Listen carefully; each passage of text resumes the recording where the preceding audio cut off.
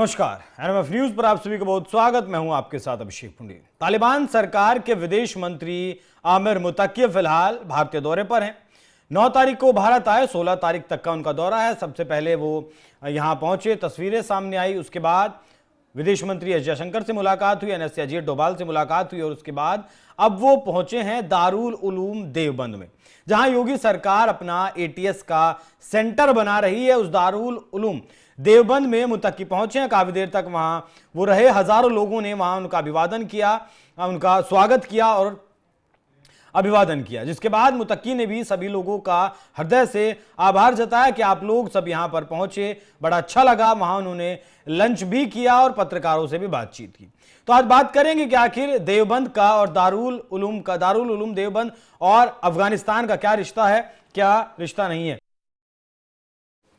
तो ये तस्वीरें हैं दारुल उलूम देवबंद से। वो सामने आए किस तरीके से लोग उत्साहित थे उन्हें देखने के लिए, उनसे मिलने के लिए, और क्या कुछ वो कहने वाले हैं वो सब सुनने के लिए लोग यहां उत्साहित थे। आज बात करेंगे कि क्यों मुतक्की देवबंद गए। पहले विदेश मंत्री से मुलाकात की गई और उसके बाद एनएसए अजीत डोभाल से मुलाकात की गई और फिर सीधे वो दारुल उलूम देवबंद पहुंचे। तो ग्राफिक्स दिखाते हैं आपको। सबसे पहले आप जान लीजिए कि दारुल उलूम देवबंद का इतिहास क्या है, उससे आपको समझने में मदद मिलेगी कि आखिर अफगानिस्तान के साथ रिश्ता क्या है। दारुल उलूम देवबंद की स्थापना 30 मई 1866 को मौलाना मोहम्मद कासिम नानोतवी और मौलाना रशीद अहमद गंगोही ने दारुल उलूम देवबंद की स्थापना इन्होंने की थी। यह 1857 की क्रांति की सफलता के बाद मुस्लिम समुदाय को धार्मिक और सांस्कृतिक रूप से संगठित करने का एक प्रयास था। ब्रिटिश औपनिवेशिक शासन के प्रभाव में पश्चिमी शिक्षा के जवाब में इस्लामी शिक्षा, कुरान, हदीस, फिकह को बढ़ावा देना और मुस्लिम पहचान को मजबूत करना ये सूफी परंपराओं और हनफी फिरका पर आधारित था। दारुल उलूम ने एक व्यवस्थित पाठ्यक्रम शुरू किया जिसमें अरबी, इस्लामी कानून, तर्कशास्त्र, दर्शन और सूफी अध्ययन शामिल थे। यह मॉडल विश्व भर में फैले मदरसों के लिए बाद में जाकर प्रेरणा बना। 1919 में दारुल उलूम से जुड़े उलेमा ने जमियत उलेमाए हिंद की स्थापना की, जो भारतीय स्वतंत्रता संग्राम में सक्रिय रही और गांधीवादी आंदोलन का समर्थन इसने किया था। 20वीं सदी की शुरुआत में दारुल उलूम ने भारत और विदेशों में कई मदरसों को प्रेरित किया। विशेष रूप से पाकिस्तान, अफगानिस्तान में, बांग्लादेश में इसका पाठ्यक्रम और शिक्षण विधि वैश्विक स्तर पर अपनाई गई। दारुल उलूम ने भारत के स्वतंत्रता संग्राम में महत्वपूर्ण भूमिका निभाई। इसके उलेमा ने ब्रिटिश विरोधी आंदोलनों का समर्थन किया और विभाजन का विरोध किया, क्योंकि वो एक संयुक्त भारत में विश्वास रखते थे। दारुल उलूम हक्कानिया पाकिस्तान के पेशावर से, अब अगर अफगानिस्तान से क्या रिश्ता है उस पर अगर जाएं तो दारुल उलूम की ही तर्ज पर दारुल उलूम हक्कानिया पाकिस्तान में बनाया गया है।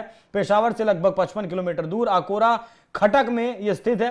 इस स्कूल की स्थापना 1947 में शेख अब्दुल हक ने की थी, जिन्होंने भारत में देवबंद स्थित दारुल उलूम मदरसे से शिक्षा प्राप्त की थी। अफगानिस्तान के लोग भी वहीं पर पढ़ने के लिए आया करते थे।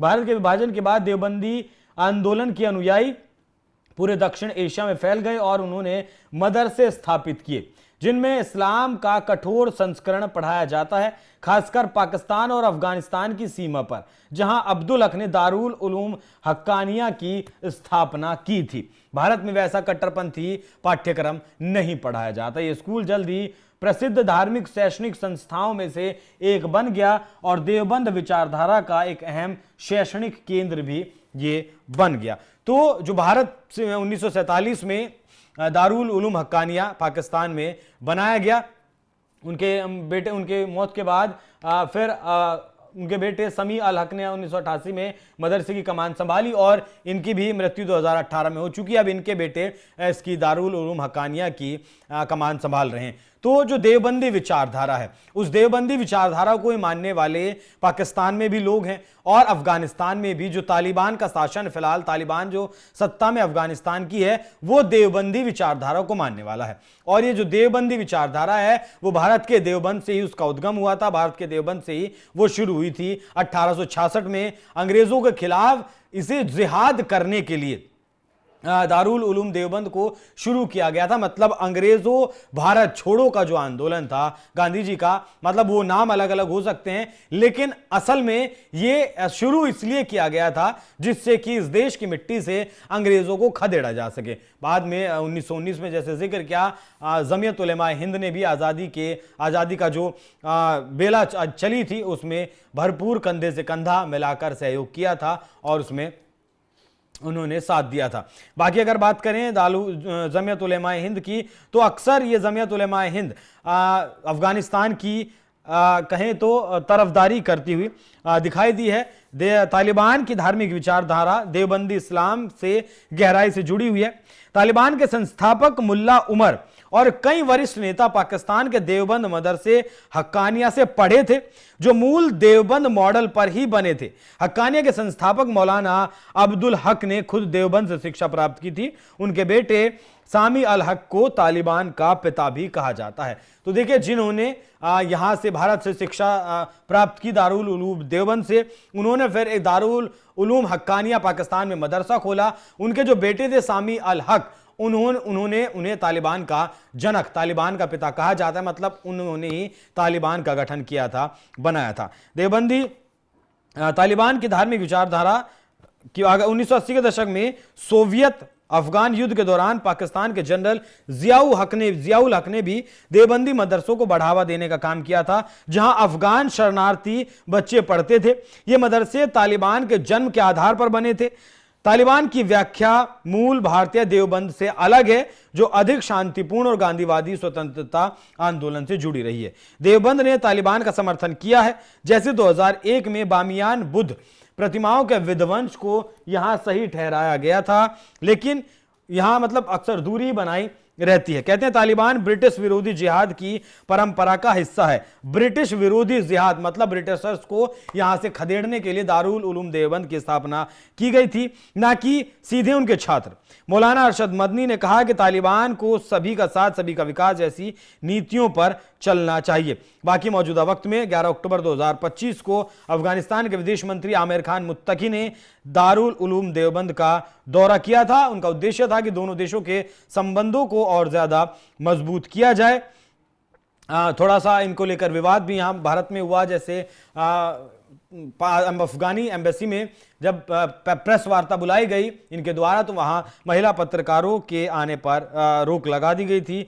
तो ये पूरी विचारधारा है इनकी। दारुल उलूम देवबंद का जो इतिहास था वो मैंने आपको बताया, कैसे अफगानिस्तान से इसके तार जुड़े हैं वो भी आपको बताया है। अब अगर बात करें कि पाकिस्तान के एंगल की, तो पाकिस्तान को संदेश भी ये एक साफ तौर पर गया है कि अफगानिस्तान भारत का दोस्त था और भारत का दोस्त है, उसमें कोई परेशानी अब पाकिस्तान को हो तो हो। अच्छा देखिए, उस दौरान ना एक सिल्क लेटर मूवमेंट भी चला था, जिसमें रेशमी रुमाल पर कुछ भी लिखकर, संदेश लिखकर अलग अलग देशों में अलग अलग जगहों पर पहुंचाया जाता था। मतलब कहा जाता है कि दारुल उलूम देवबंद से ही वो फतवा अंग्रेजों को उखाड़ने का निकला था। इसे ही सिल्क लेटर मूवमेंट भी कहा गया ब्रिटिशर्स के खिलाफ। पहले विश्व युद्ध के दौरान 1914 से 18 तक जो पहला विश्व युद्ध चला, उसके दौरान ब्रिटिश साम्राज्य की भारत में पकड़ बहुत ज्यादा मजबूत थी। दारुल उलूम देवबंद जो 1866 में स्थापित हो चुका था, ब्रिटिश शासन के खिलाफ इस्लामी पहचान और स्वतंत्रता के लिए संघर्ष का वो केंद्र था। मौलाना महमूद हसन दारुल उलूम के पहले छात्र और बाद में प्रमुख शिक्षक बने थे। उद्देश्य ब्रिटिश शासन को कमजोर करना और भारत के भीतर से उसे उखाड़ कर फेंक देना। तो बहुत जो है कहें कि महत्वपूर्ण भूमिका भारत की आज़ादी में दारुल उलूम देवबंद ने निभाई है। फिलहाल मौजूदा वक्त की अगर बात करें तो दारुल उलूम देवबंद से भारत में ही 5000 मदरसे जुड़े हुए हैं। हालांकि अक्सर यहाँ की गतिविधियों को लेकर भी सवाल अक्सर उठते हैं। देवबंद उत्तर प्रदेश के सहारनपुर जिले में आता है और वहां से कई बार संदिग्ध लोगों को हिरासत में लिया जा चुका है। इस वजह से भी दारुल उलूम देवबंद अक्सर विवादों में और अक्सर सुर्खियों में रहता है। बाकी तालिबान के विदेश मंत्री आमिर खान मुत्तकी ने यहां जाकर एक बार फिर से दारुल उलूम देवबंद को चर्चा का केंद्र बना दिया है। अपनी जो इनकी जड़ें जुड़ी हुई हैं दारुल उलूम देवबंद से, जिस तरीके से सामी अल हक को तालिबान का जनक माना जाता है और सामी अल हक के जो पिता थे वो भारत से ही पढ़कर गए थे, उन्होंने ही स्थापना दारुल दारुल उलूम हक्कानिया पाकिस्तान में की थी। तालिबान और पाकिस्तान के बॉर्डर पर लगभग ये है और यहीं से तालिबान के छात्र, अफगानिस्तान के बहुत सारे छात्र पढ़कर निकले हैं। बाकी यहाँ दारुल उलूम देवबंद में जो अफगानी छात्र हैं उनसे भी उन्होंने मुलाकात की और ये दौरा एक बहुत ही सफल दौरा दोनों देशों के रिश्तों के बीच में रहने वाला। भारत की तरफ से कुछ एम्बुलेंस भी भेंट की गई हैं और अफगानिस्तान की तरफ से जो उनके यहाँ रेयर अर्थ मिनरल्स हैं उनकी खुदाई के लिए आमंत्रण भारत सरकार को दिया गया। बाकी देखना होगा कि अभी तो तीसरा दिन है इनकी यात्रा का और 4 दिन की यात्रा बाकी है। अब भी और क्या कुछ इनकी यात्रा से निकल कर आता है। पाकिस्तान को पूरी तरीके से मिर्ची लगी हुई है। एयर स्ट्राइक वो काबुल के ऊपर कर चुका है, जिसके जवाब में तालिबान की तरफ से भी हमला किया गया और कहा गया कि 50 पुलिसकर्मी शहीद कर दिए गए पाकिस्तानी सेना के। तो इस दौरे से अभी इस दौरे में बहुत कुछ बचा और बहुत कुछ होने वाला है। बाकी जो जड़ें जुड़ी हुई हैं तालिबान की दारुल उलूम देवबंद से, उस विषय पर आपकी क्या राय, अपनी राय हमें कमेंट बॉक्स में जरूर बताइएगा। नमस्कार।